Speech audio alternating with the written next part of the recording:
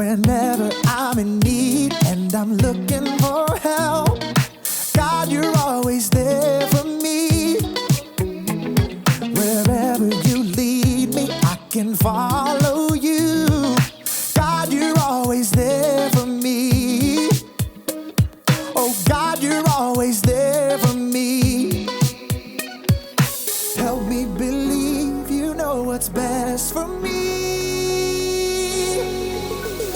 I feel it in my soul when you are in control. I got one life to live and I wanna live it your way. Oh yeah, I do what I should do when you help me choose. I got one life to live and I wanna live it your way. Oh yeah, I got one life to live and I wanna live it your way. Oh yeah, one life to live and I wanna live it your way. Whenever I'm lost and I don't know where to turn, God, you're always there for me. Wherever I go, you're always by my side. God, you're always there for me. Oh, God, you're always there for me. So help me believe you know what's best for me. I feel it in my soul when you are in control. I got one life to live and I wanna live it your way. Oh yeah, I do what I should do when you help me choose. I got one life to live and I wanna live it your way. Oh yeah, I got one life to live and I wanna live it your way. Oh yeah. Yeah. God, help us to be more like you. 'Cause your way is the best way. I feel it in my soul when you are in control. I got one life to live and I wanna live it your way. Oh yeah, I do what I should do when you help me choose. I got one life to live and I wanna live it your way. Oh yeah, I feel it in my soul when you are in control. I got one life to live and I wanna live it your way. Oh yeah, I do what I should do when you help me choose. I got one life to live and I wanna live it your way. Oh yeah, I got one life to live and I wanna live it your way. Oh yeah. Welcome to Story Lab. This week we're taking a look at what can transpire when your words get away from you.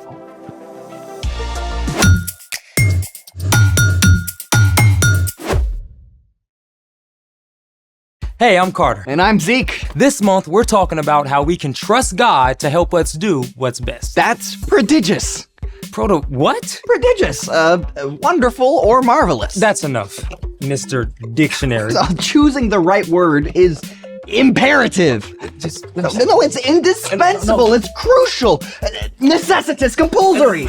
Sometimes the best word is a simple one. Ugh, preposterous. But true. You lummox. Congratulations! Your Batraka Miyamaki has initiated a grandiose word game! I have so many questions. Yeah, like what is Batraka Miyamaki is a ridiculous or pointless quarrel. Oh. The rules of the grandiose word game are simple.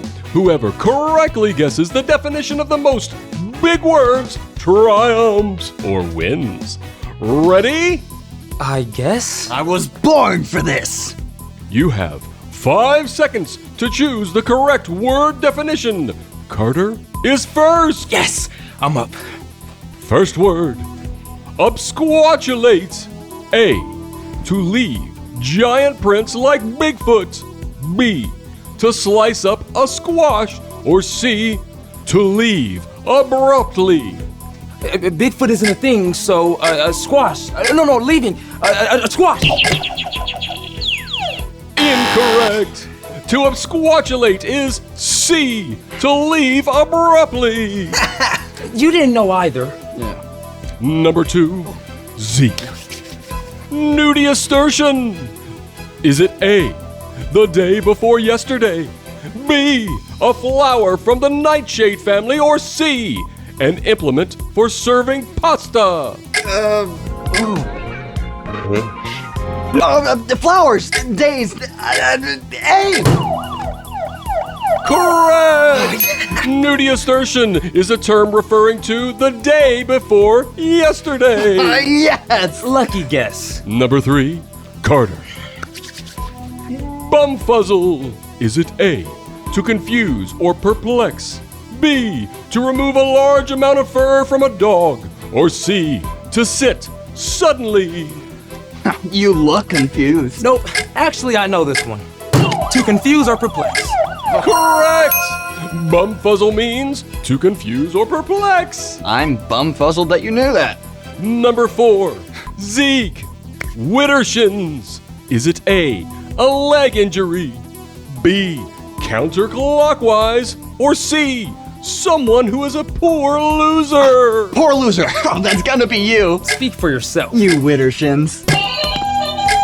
Incorrect. Widdershins means counterclockwise. Aw, man. You are tied at 1 point each.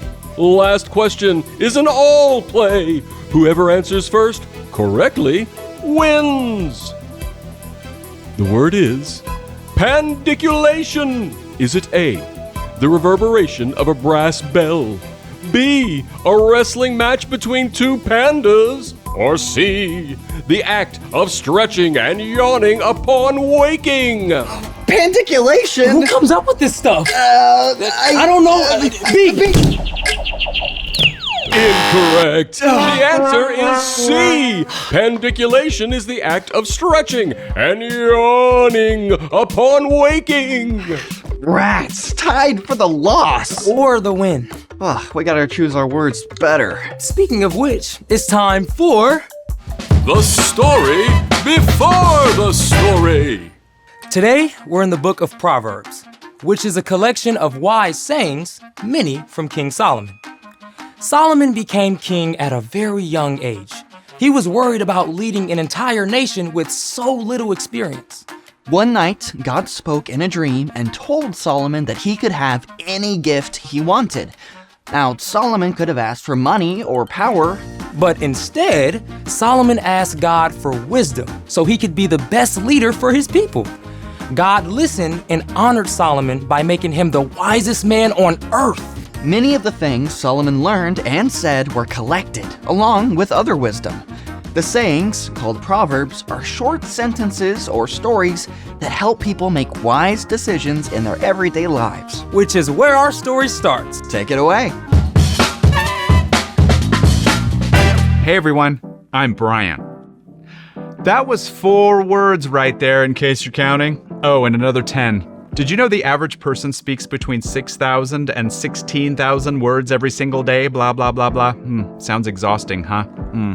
But we speak all that word soup without even thinking about it. And to top it off, you probably have around 7,000 to 10,000 words in your vocabulary to choose from every time you open your mouth.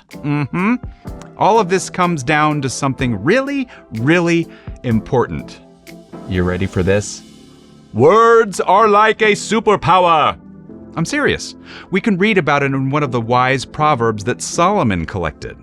The words of thoughtless people cut like swords, but the tongue of wise people brings healing. Did you hear that? The words of thoughtless people cut like swords, but the tongue of wise people brings healing. Every single time you open your mouth, you have the power to do this. Or this. What you say is so powerful that it can cut somebody deeply or help them heal. Think about this. You've probably skinned your knee before. Ouch. But once your knee healed up, have you thought about it that much? Nah, probably not. It's all good. Now, has anybody ever made fun of you? Those words can cut really, really, really deep. You may not be able to see any wound, but it's there. And this kind of hurt doesn't heal easily. Even if it happened a long time ago, I bet you still think about it sometimes. Mean words can still hurt all this time later. The words of a thoughtless person cut like swords. We don't usually mean to hurt others with our words, but we just don't think first. Thoughtless words come in all kinds of shapes and sizes. You know thoughtless words when you hear them. Wow, I can't believe you can't tie your own shoelaces. No one wants to play with you. Oh, you're really bad at math. You've probably been hurt by some words like those, and you've probably said some of those things too. That's why before you say anything, it's wise to do this first. Stop. That's better. Before you speak, stop. Think first, even if it's for half a second. If what you're about to say is thoughtless or hurtful, keep your mouth zipped. Or even better, think about what you might say instead. Hey, cool shoes. Need help with the laces? You seem a little sad. Want to hang out with us? I know you can get this. Let me quiz you. Here's something else to practice. If you think something positive about someone, take a few seconds to actually say it. I love your smile. That story you wrote is super creative.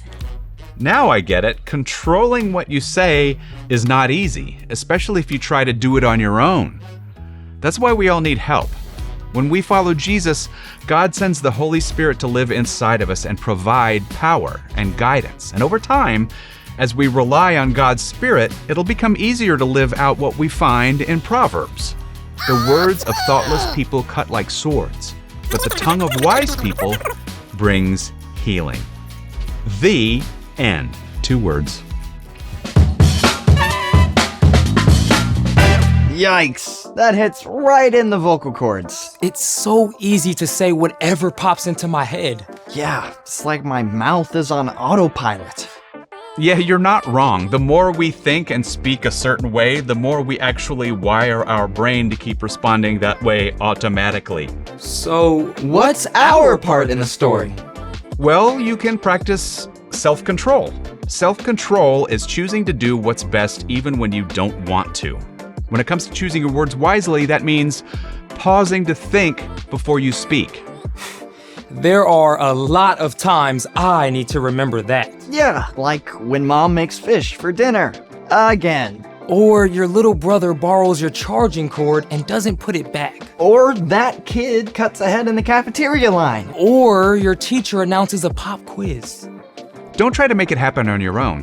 When you follow Jesus, God sends the Holy Spirit to live with you and give you the strength to choose your words with kindness and compassion.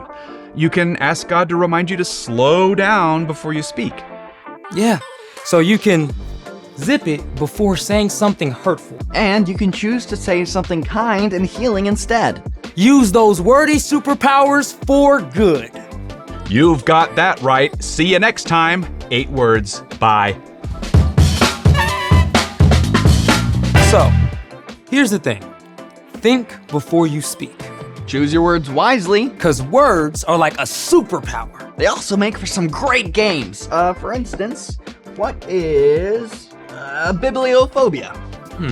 Well, phobia is fear, so fear of baby bibs? Nope, it's fear of running out of things to read. Oh, I feel that one. Thanks for joining us in the Story Lab. See you next time. All right, and what? Oh, you're gonna find a new word? Yes, let's see. Ooh, I like that one.